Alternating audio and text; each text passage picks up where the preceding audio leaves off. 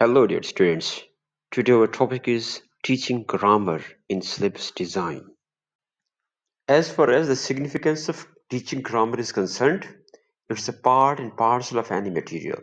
अब कोई भी मटेरियल है चाहे स्पोकन है या रिटन है, टेक्स्ट में है, नॉवल है, ड्रामा है, एनीथिंग, कोई लेटर है, कोई स्टोरी है, तो टीचिंग ग्रामर और grammar is very important for that. और दूसरा, it enhances and improves the communication skills. Communication skills are of two types: verbal communication skills and non-verbal communication skills. Verbal communication skills में हमारा written और spoken words और sentences होंगे, जबकि non verbal communication में हमारी पिच है, voice है, ड्रेसिंग है, स्टाइल है. Then comes the sentence structure. तो एक करेक्ट सेंटेंस स्ट्रक्चर ही एक करेक्ट ग्रामर की यकीन दहानी कराता है. तो sentence structure is very very important. Then grammatically correct language. अब grammatically correct language teaching grammar में बहुत इंपॉर्टेंट है, और इसका पर्पस भी यही है कि students are able to use language in a correct way. Remember, correct language means loud and clear correct message. जितनी लैंग्वेज क्लियर होगी उतना मैसेज क्लियर होगा, और अगर लैंग्वेज क्लियर नहीं होगी तो मैसेज भी अनक्लियर होगा. And secondly, it imparts a very good impression on the listeners and the audience. तो जो भी लिसनर्स हैं, जो ऑडियंस हैं, उन पर काफी अच्छा एक इम्प्रेशन इम्पार्ट करती है अगर ग्रामेटिकली करेक्ट लैंग्वेज होगी. टीचिंग ग्रामर एकेडमिक सक्सेस को इंश्योर कराती है, on the part of the teachers, on the part of the syllabus designers, and for the students as well. और फिर लैंग्वेज एक्विजिशन में ये हेल्प करती है. अब लैंग्वेज एक्विजिशन ये है कि हम लैंग्वेज को लर्न कैसे करते हैं. लैंग्वेज एक्विजिशन तीन किस्म की है कि हम फर्स्ट लैंग्वेज को, जो मदर टंग है, उसको कैसे लर्न कर रहे हैं. Then how do we learn the bilingual language, the language which is spoken in our community. और फिर थर्ड है द सेकंड लैंग्वेज, जो कि फॉरेन लैंग्वेज है. Let's see the components of grammar. अब ग्रामर के जो कंपोनेंट्स हैं वो नाउन है, प्रोनाउन है, एडजेक्टिव है, verb, adverb, preposition, and then conjunction, और आखिर में इंटरजेक्शन है. जबकि एस्पेक्ट्स ऑफ ग्रामर में टेंसेस हो गए, हमारे पास डिफरेंट टेंसेस हैं, प्रेजेंट है, पास्ट है और फ्यूचर है. सिमिलरली मोडालिटी, मोडालिटी में मॉडल वर्ब्स हो गए, can, could, should, would, may, might, use to, will, shall, all these are the modal verbs. Aspects में आगे आते हैं एक्टिवाइज और पैसिवाइज, और एक्टिवाइज पैसिवाइज के बाद नरेशन, नरेशन में डायरेक्ट और इनडायरेक्ट हो गए, उनके रूल्स हो गए. एस्पेक्ट्स ऑफ ग्रामर में नेक्स्ट आता है syntax. Syntax is the sentence structure. It is also called the grammar of a sentence. और सिंटैक्स के बाद आगे आते हैं सिमेंटिक्स. किसी भी ग्रामेटिकली सेंटेंस में सिमेंटिक्स बहुत इंपॉर्टेंट है. Semantics is related to the meaning of the sentence और the meaning of the spoken और द रिटन वर्ड्स. फिर प्रोनाउंसिएशन.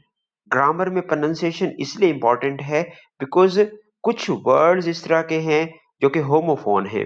अब होमोफोन तो हैं, लेकिन उनकी जो साउंड है वो सेम है, बट उनके मीनिंग डिफरेंट हैं. सिमिलरली कुछ इस तरह के वर्ड्स हैं जिनकी जो स्पेलिंग है वो सेम है, but there which are called homonyms.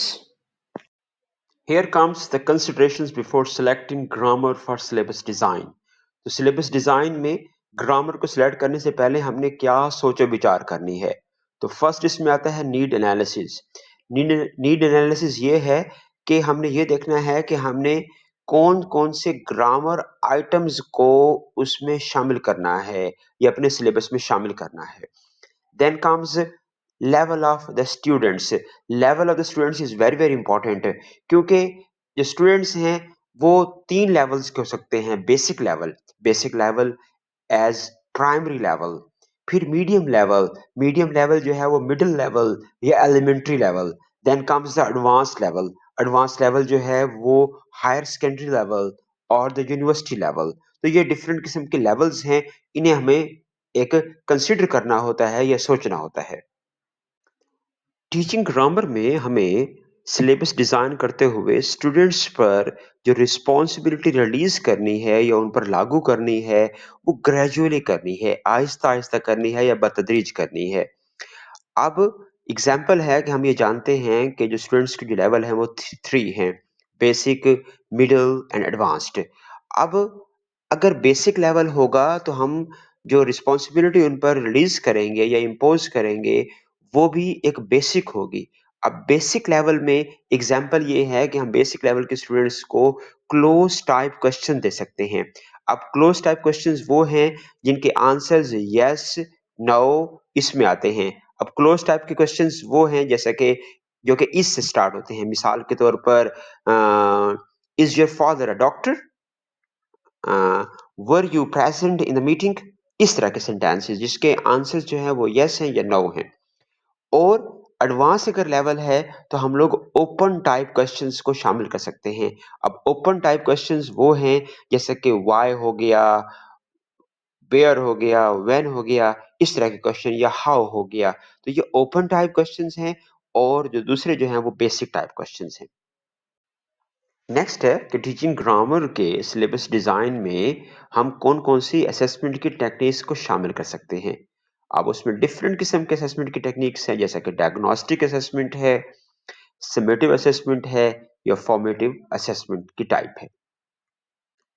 Then comes which instructional techniques can we adopt to teach grammar or include grammar in syllabus design? इसमें फर्स्ट टेक्निक है that is called explicit technique. Explicit technique में grammar के clear rules बताए जाते हैं। मिसाल के तौर पर नाउन है तो नाउन की बकायदा डेफिनेशन दी जाएगी, उसकी एग्जांपल्स दी जाएंगी।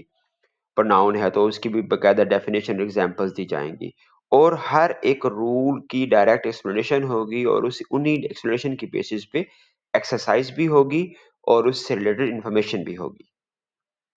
Second technique is the implicit technique. Implicit technique में ग्रामर रूल्स टेक्स्ट में या जो रिटन डॉक्यूमेंट है या स्पोकन जो एक स्पीच है उसमें छुपे हुए हैं।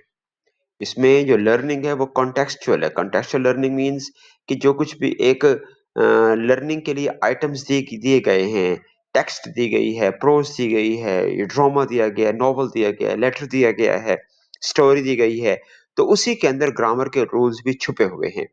It is a modern type of technique of teaching grammar. इसमें टास्क बेस्ड लर्निंग होगी।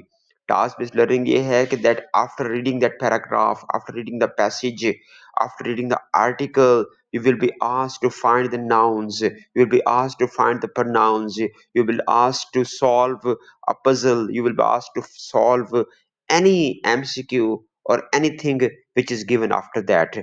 इसमें बकायदा वर्कशीट्स भी हैं और इसमें ड्रिल्स और इस तरह की एक्सरसाइजेज दी जाती हैं जो कि स्टूडेंट्स की वोकैबुलरी को और उनके ग्रामर के नॉलेज को इनहेंस करते हैं। I hope you might have enjoyed watching this video and you might have got a lot of knowledge from it. Thank you for watching. If you don't have subscribed my channel, subscribe it. Learning English 3743. Thank you very much.